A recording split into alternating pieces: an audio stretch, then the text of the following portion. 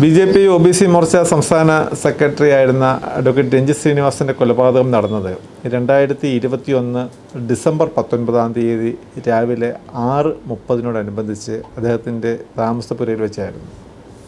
യഥാർത്ഥത്തിൽ അതൊരു രാഷ്ട്രീയ കൊലപാതകം എന്നുള്ള പേരിലാണ് ആദ്യമേ അറിയപ്പെടാൻ തുടങ്ങിയതെങ്കിൽ പോലും അതിന് പിന്നിൽ വളരെ നാൾ നീണ്ട ഒരു ഗൂഢാലോചനയും മുന്നൊരുക്കങ്ങളും നടന്നിരുന്നു എന്നാണ് കേസിൻ്റെ അന്വേഷണ മധ്യേ പ്രോസിക്യൂഷൻ ഏജൻസിയായ കേരള പോലീസ് മനസ്സിലാക്കിയത്. അതിനെക്കുറിച്ച് ചിന്തിക്കുകയാണെങ്കിൽ കുറച്ച് പുറകോട്ട് പോവുകയാണെങ്കിൽ ചേർത്തലയിൽ നന്ദു കൃഷ്ണ എന്ന പേരുള്ള ഒരാൾ നേരത്തെ കൊല ചെയ്യപ്പെടുകയുണ്ടായി. ആ കൊലപാതകത്തിന് പിന്നിൽ പ്രവർത്തിച്ചവർ ഇന്ന് നിരോധിതമായ പോപ്പുലർ ഫ്രണ്ട് ഓഫ് ഇന്ത്യ എന്ന് പറയുന്ന സംഘടനയിലെ പ്രവർത്തകരായതുകൊണ്ട് തന്നെ സ്വാഭാവികമായും ആ സംഘടനയെ പ്രവർത്തിക്കുന്നവർ തിരിച്ച് ഉള്ള ഒരു ആക്രമണം പ്രതീക്ഷിക്കുകയുണ്ടായി.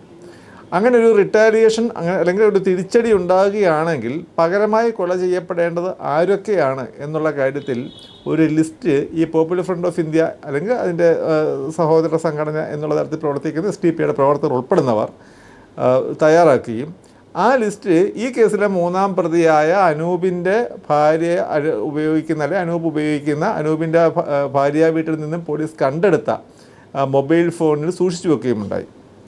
ഇങ്ങനെ ആ ലിസ്റ്റിലെ ഒന്നാം പേരുകാരനായി രഞ്ജിത്ത് ശ്രീനിവാസനെ ഉൾപ്പെടുത്തി കഴിഞ്ഞപ്പോൾ രഞ്ജിത്ത് ശ്രീനിവാസനെക്കുറിച്ചുള്ള മറ്റു വിശദമായ വിവരങ്ങൾ പോപ്പുലർ ഫ്രണ്ട് ഓഫ് ഇന്ത്യയുടെ പ്രവർത്തകർ പ്രതികൾ ഉൾപ്പെടുന്ന പ്രവർത്തകർ ശേഖരിക്കുകയും വീടിൻ്റെ ചുറ്റുപാടുകളെയും വീട്ടിലുള്ള മറ്റു താമസക്കാരെക്കുറിച്ചുള്ള വിവരങ്ങൾ, അതുപോലെ തന്നെ രഞ്ജിത്ത് ശ്രീനിവാസൻ്റെയും അദ്ദേഹത്തിൻ്റെ കുടുംബാംഗങ്ങളുടെയും ചിത്രങ്ങൾ തുടങ്ങിയവയെല്ലാം ശേഖരിച്ച് ഡിജിറ്റൽ രൂപത്തിലാക്കി ഫോണുകളിലും മറ്റും അവർ സൂക്ഷിക്കുകയുണ്ടായി.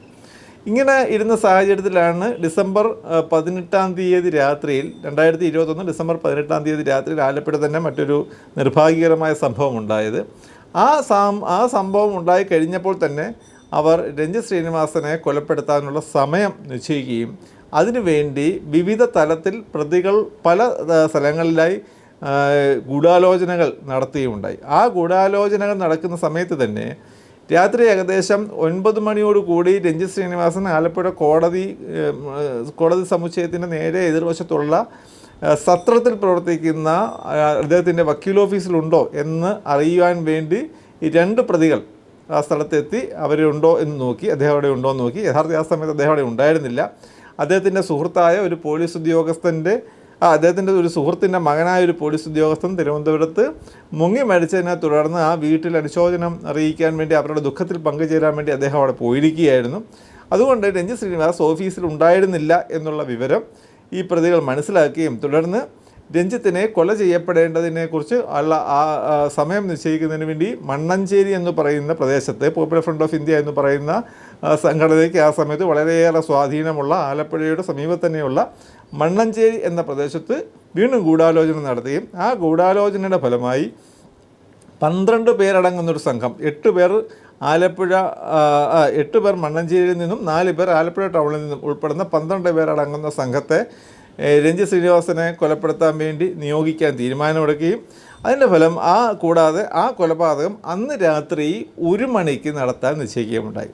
ആ നിശ്ചയത്തിൻ്റെ അടിസ്ഥാനത്തിൽ രാത്രി 1 മണിയോടുകൂടി മണ്ണഞ്ചേരിയിൽ നിന്ന് 8 പേർ 4 മോട്ടോർ സൈക്കിളുകളായും ആലപ്പുഴ ടൗണിൽ നിന്ന് 4 പേർ 2 ഇരുചക്ര വാഹനങ്ങളിലായി അങ്ങനെ 12 പേർ രഞ്ജിത്ത് ശ്രീനിവാസൻ്റെ വീടിൻ്റെ സമീപത്ത് അന്ന് രാത്രി തന്നെ എത്തി. പക്ഷേ ആ സമയത്ത് ഒരു പോലീസ് പട്രോളിംഗ് ജീപ്പ് ആ ഭാഗത്ത് കണ്ടെത്തിയതിനെ തുടർന്ന് രഞ്ജിത്തിനെ അവിടെ വെച്ച് അല്ലെങ്കിൽ ആ സമയത്ത് ആക്രമിക്കുന്നത് പന്തിയല്ല എന്ന് കണ്ടതിൻ്റെ അടിസ്ഥാനത്തിൽ പ്രതികൾ തങ്ങളുടെ ഉദ്യമത്തിൽ നിന്ന് താൽക്കാലികമായി അവർ പിന്മാറി. അപ്പോൾ പിന്നീട് അടുത്തത് എപ്പോഴാണ് രഞ്ജിത്തിനെ കൊല ചെയ്യേണ്ടത് എന്നുള്ള ഒരു സമയം നിശ്ചയിക്കുന്നതിന് വേണ്ടി ഈ കേസിലെ ഗൂഢാലോചനകളിൽ പ്രധാന പങ്കാളികളായി ആയിട്ടുള്ള 13, 14, 15 പ്രതികൾ ഉൾപ്പെടുന്നവർ, അതുകൂടാതെ തന്നെ കൃത്യത്തിൽ ഉൾപ്പെട്ട ഏതാനും പ്രതികളും കൂടി ആലപ്പുഴ റെയിൽവേ സ്റ്റേഷന് സമീപത്ത് വെച്ച് മറ്റൊരു ഗൂഢാലോചന നടത്തുകയും ആ ഗൂഢാലോചനയിൽ രഞ്ജിത്ത് ശ്രീനിവാസനെ 19 രാവിലെ 6 മണി കഴിഞ്ഞിട്ടുള്ള സമയത്ത് കൊല ചെയ്യാം എന്നുള്ളൊരു തീരുമാനത്തിലേക്ക് അവരെത്തിച്ചേരുകയും ചെയ്തു.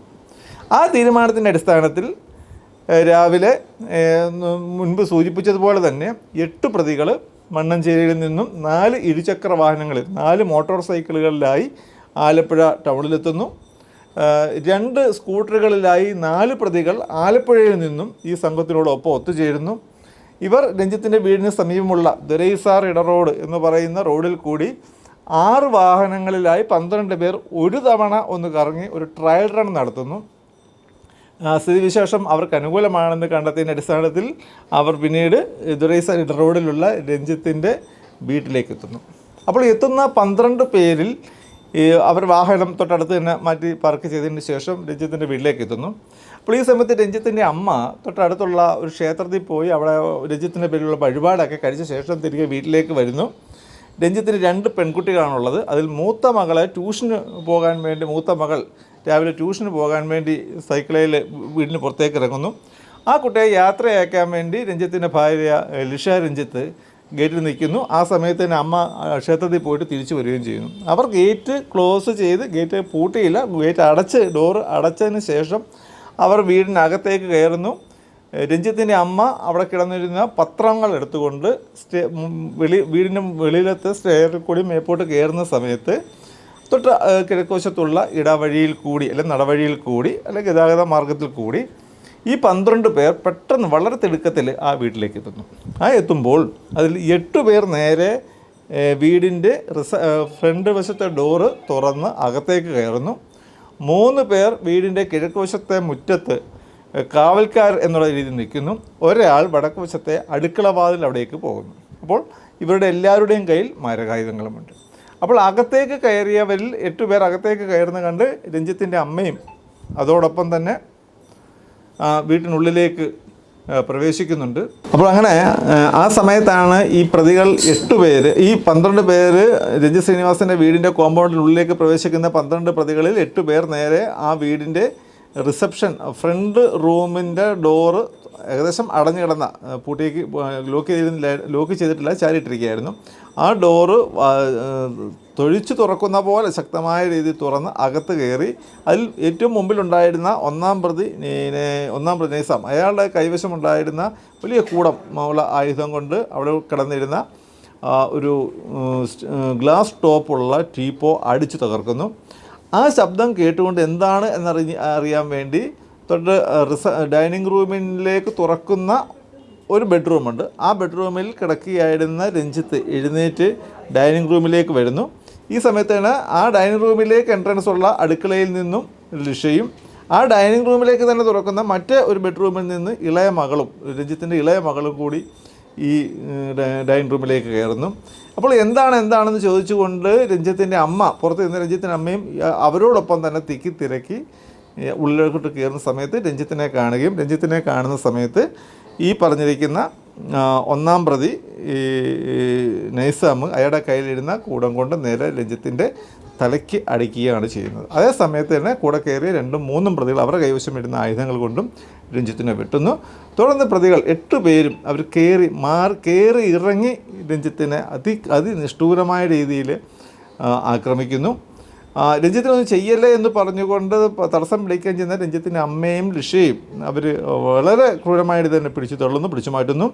അത് കൂട്ടത്തിൽ രഞ്ജിത്തിൻ്റെ അമ്മയുടെ പുറത്ത് ഈ പ്രതികൾ വാൾ ഉപയോഗിച്ച് പരിക്കേൽപ്പിക്കുകയും ചെയ്യുന്നു.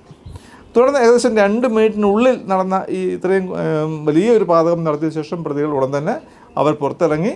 അപ്പോൾ ഈ പ്രതികൾ അകത്ത് കയറി ഈ സംഭവം നടത്തുന്ന സമയത്ത് ആ വീടിൻ്റെ കോർട്ട്യാർഡിൽ, അതായത് ഫ്രണ്ട് വശത്തെ മുറ്റത്ത് നിന്നിരുന്ന 3 പ്രതികൾ, അതേപോലെ അടുക്കള ഭാഗത്ത് മറ്റൊരു പ്രതി, ആ 4 പ്രതികളുടെ കർത്തവ്യം എന്ന് പറയുന്നത് രഞ്ജിത്ത് ഈ ആക്രമണത്തിൽ നിന്ന് ഏതെങ്കിലും രീതിയിൽ രക്ഷപ്പെട്ട് പുറത്തേക്ക് ഓടുകയാണെങ്കിൽ രഞ്ജിത്തിനെ അപായപ്പെടുത്തണം. ഇനി അതല്ല, രഞ്ജിത്തിൻ്റെയും കുടുംബാംഗങ്ങളുടെയും നിലവിളി കേട്ടുകൊണ്ട് മറ്റാരെങ്കിലും ആ വീട്ടിലേക്ക് കടന്നു വരികയാണെങ്കിൽ അവരെ ആക്രമിക്കണം. ഈ ഉദ്ദേശത്തോടു കൂടിയാണ് ഈ മറ്റ് 4 പേർ പ്രവർത്തിച്ചത്. അപ്പോൾ ഇങ്ങനെ ഈ 12 പേര് ഇങ്ങനെ ഈ ബഹളം നിലവിളിയും ഒക്കെ കേട്ടുകൊണ്ട് മുകളത്തെ നിലയിൽ കിടന്നുറങ്ങുകയായിരുന്ന രഞ്ജിത്തിൻ്റെ അനുജൻ അദ്ദേഹം ഇറങ്ങി ഓടി താഴെ വന്നപ്പോഴത്തേക്കും ഈ പ്രതികൾ കൃത്യം നടത്തിയ ശേഷം തൊട്ട് കിഴക്കുവശത്തുള്ള വഴിയിൽ കയറി തെക്കോട്ട് നടന്നു പോവുകയായിരുന്നു. നടന്നു പോകുന്നതാണ് കണ്ടത്.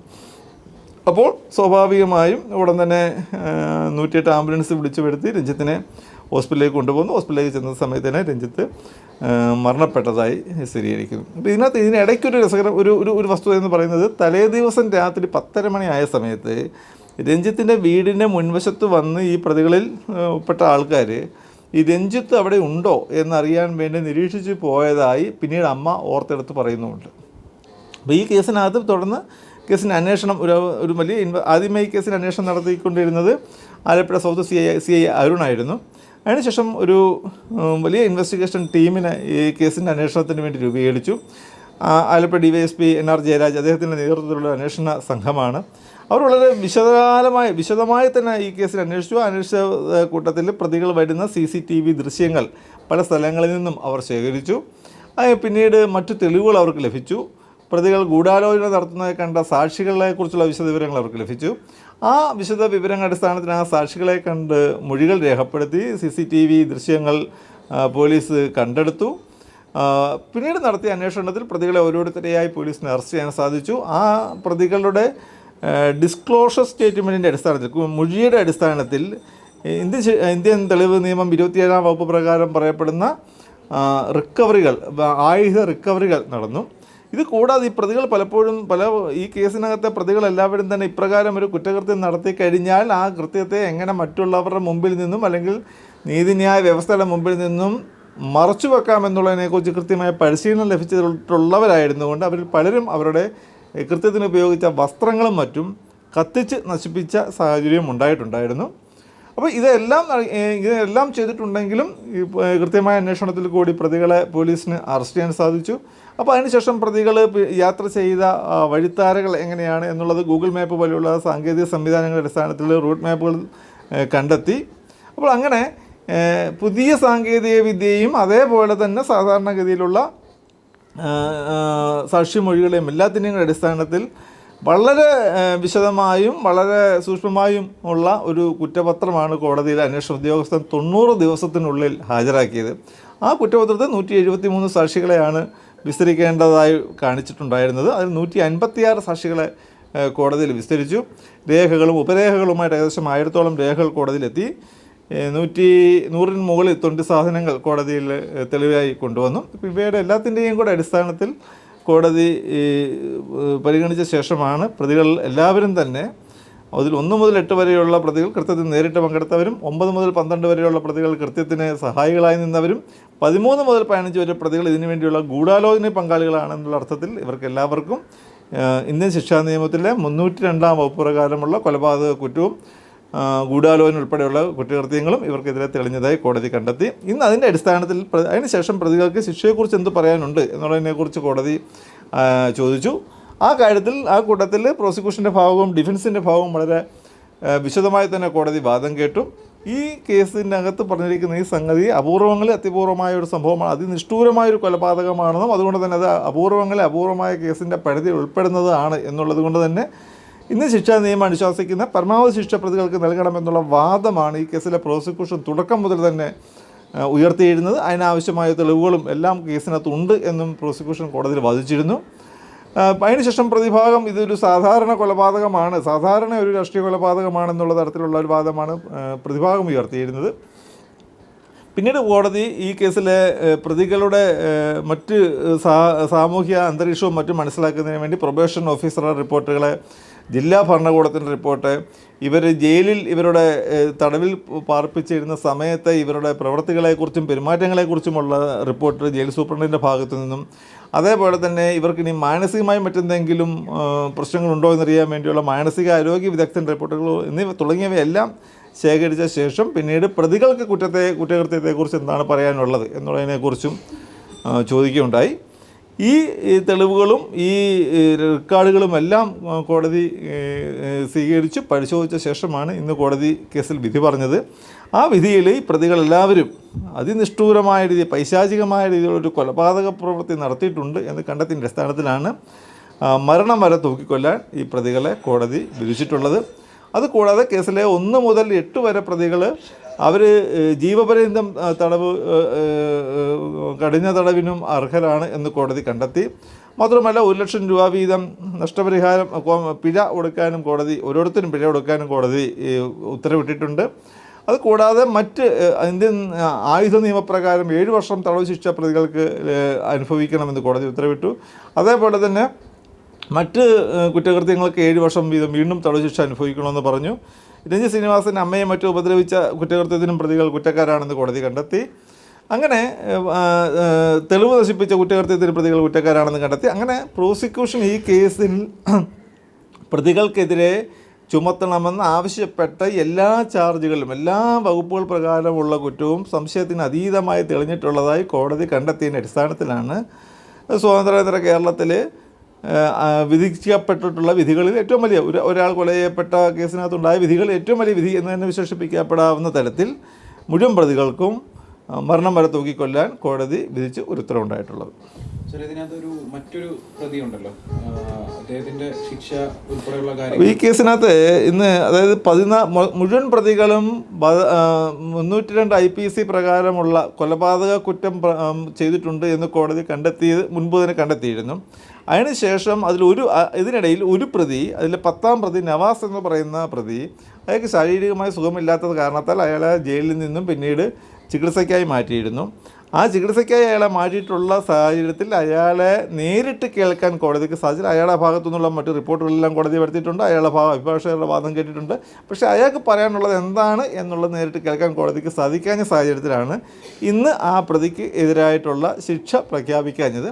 എങ്കിലും മറ്റു പ്രതികൾക്ക് എല്ലാവർക്കും കോടതി 302 വകുപ്പ് പ്രകാരമുള്ള വകുപ്പുകൾക്ക് വധശിക്ഷ വിധിച്ച സാഹചര്യത്തിൽ ആ പ്രതിക്ക് മാത്രമായി ഒരു ഇളവ് ലഭിക്കാൻ യാതൊരു സാഹചര്യവുമില്ല. ആ പ്രതിക്ക് വധശിക്ഷ തന്നെയായിരിക്കും ലഭിക്കുന്നത്. ഈ രാഷ്ട്രീയ കൊലപാതകം എന്നതിലുപരി ഒരു തീവ്ര സ്വഭാവമുള്ള കൊലപാതകം കോടതി കണ്ടെത്തിയിട്ടുണ്ടല്ലോ. അപ്പം അതിന്റെ ഒരു ഭാഗമായിട്ടാണോ ഇത്തരത്തിലുള്ള ഒരു വിധി? ഈ കേസിനകത്ത് ഈ രാഷ്ട്രീയ കൊലപാതകം എന്ന് പറഞ്ഞ് ഏതെങ്കിലും ഒരു കൊലപാതകത്തിന് വെള്ള പൂശുന്നതിനോട് യോജിക്കാൻ സാധിക്കില്ല. കാരണം കൊലപാതകം ആര് നടത്തിയാലും ഏത് കൊലപാതകമായാലും നിഷ്ഠൂരമാണ്, ഒരു കുടുംബത്തിൻ്റെ അത്താണിയല്ലാതെ മാറുന്നത്. ഇവിടെ ഒരു രാഷ്ട്രീയ കൊലപാതകമെന്നോ അതല്ലെങ്കിൽ പെട്ടെന്നുണ്ടായ ഒരു റിട്ടാലിയേഷൻ എന്ന് പറയുന്ന ഒരു പ്രക്രിയയുടെ ഭാഗമായിട്ടുണ്ടെന്ന കൊലപാതകമെന്ന് ഒരിക്കലും പറയാൻ ഒക്കുകയില്ല. വളരെ വിപുലമായി വളരെ കാലം നീണ്ടു നിന്ന വളരെയേറെ സമയമെടുത്ത മുന്നൊരുക്കങ്ങളുടെയും ഗൂഢാലോചനകളുടെയും ഫലമായി നടന്നൊരു കൊലപാതകമായതുകൊണ്ട് തന്നെ ഇതിനൊരു രാഷ്ട്രീയ കൊലപാതകം എന്ന് പറഞ്ഞ് നിസ്സാരവൽക്കരിക്കേണ്ടതില്ല എന്നുള്ളതാണ് കോടതിയുടെ വിധിന്യായത്തിൽ നിന്ന് നമുക്ക് മനസ്സിലാവുന്നത്. ഈ RSS അല്ലെങ്കിൽ സംഘപരിവാർ സംഘടനകളുടെ നേതാക്കന്മാർ അല്ലെങ്കിൽ പ്രവർത്തകർ ഉൾപ്പെടെയുള്ള ആളുകളുടെ കൊല്ലപ്പെടേണ്ടവരുടെ ഒരു ലിസ്റ്റ് ഇവർ തയ്യാറാക്കി സൂക്ഷിച്ചിട്ടുണ്ട്. അവരുടെ വീട്ടിലേക്ക് പോകാനുള്ള റൂട്ട് മാപ്പ് ഉൾപ്പെടെ സൂക്ഷിച്ചിട്ടുണ്ടെന്ന് പറയുന്നു. അതിനെക്കുറിച്ച് എന്താ പറയുന്നത്? ഈ കേസിൽ കൊല ചെയ്യപ്പെട്ട രഞ്ജിത്ത് ശ്രീനിവാസൻ ഉൾപ്പെടുന്ന അദ്ദേഹത്തിൻ്റെ സംഘടനയിലെ പ്രവർത്തകരുടെ ചിത്രങ്ങളും അവരുടെ പേരുകളും മറ്റും അടങ്ങിയ തെളിവുകൾ വിവരങ്ങൾ പ്രതികൾ ശേഖരിച്ചിരുന്നു എന്ന് കാണിക്കുന്ന തെളിവുകൾ കോടതിയിൽ അന്വേഷണത്തിൻ്റെ മധ്യയെ കണ്ടെത്തിയത് കോടതിയിൽ പ്രോസിക്യൂഷൻ ഹാജരാക്കിയിട്ടുണ്ട്. അവയെല്ലാം ഈ കേസിലെ തെളിവുകളുടെ ഭാഗമായി മാറിയിട്ടുമുണ്ട്. ഇത്രയും തീവ്ര സ്വഭാവമായിട്ട് ബന്ധമുള്ള ആളുകളാണ് പ്രതികൾ. സ്വാഭാവികമായിട്ടും പ്രോസിക്യൂഷൻ അല്ലെങ്കിൽ അന്വേഷണ ഉദ്യോഗസ്ഥർക്ക് എന്തെങ്കിലും തരത്തിലുള്ള വധഭീഷണി അത്തരത്തിൽ എന്തെങ്കിലും കാര്യങ്ങൾ കേസിൽ ചില ഭീഷണികൾ പ്രോസിക്യൂഷനും സാക്ഷികൾക്കും ഒക്കെ പ്രതികളുടെ ഭാഗത്തു നിന്നും ഉണ്ടായിട്ടുണ്ട്. പക്ഷേ അതിന് ചില മേൽനടപടികൾ കേരളത്തിലെ പോലീസ് സ്വീകരിച്ചിട്ടുണ്ട്. അവയെക്കുറിച്ച് തുറന്നു പറയുന്നതിന് ചില പരിമിതികളുള്ളതുകൊണ്ട് ഞാൻ അവയെക്കുറിച്ച് പറയുന്നില്ല. കൂടുതൽ വീഡിയോസിനായി B4 Blaze ഫോളോ ചെയ്യൂ, സബ്സ്ക്രൈബ് ചെയ്യൂ.